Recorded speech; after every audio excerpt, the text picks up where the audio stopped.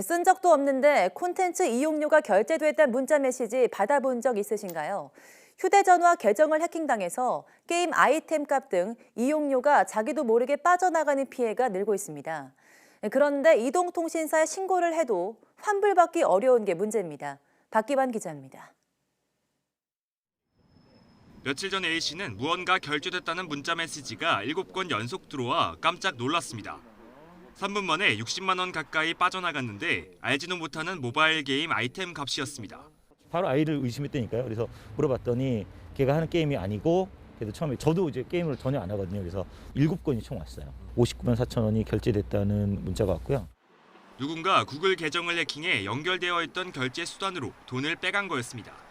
사기 피해를 우려해 소액 결제 한도도 낮춰놨는데 이와는 또 다른 콘텐츠 이용료 명목이었습니다.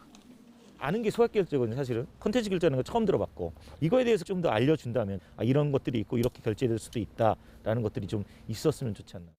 소액 결제는 이동통신사가 결제를 직접 대행하는데 유료 앱이나 이모티콘, 게임 아이템 등을 살 때 빠져나가는 콘텐츠 이용료는 구글과 애플 같은 플랫폼 업체를 통해 결제됩니다. A씨가 더욱 분통 터진 건 피해를 호소해도 환불받기 힘들다는 거였습니다. 통신사로 연락했더니 책임질 수 없다 하고 구글은 해외 업체라 피해 구제 접수 자체가 어려웠습니다. 구글과 고객 간의 거래 관계에서 중간을 이 통사가 차단할 수 있는 권한이 있느냐. 법적으로 막을 권리도 없고 우리가 콘텐츠 구매에 대해 내역을 알 수도 없어요. 정말 이동통신사 책임이 없는 걸까? 통신사 대부분 휴대전화를 개통할 때 월 최대 100만 원까지 콘텐츠 이용료 한도를 설정해두고 있는데 복잡한 약관 내용을 아는 사람은 거의 없습니다. 돈이 빠져나갈 구멍을 만들어둔 셈입니다.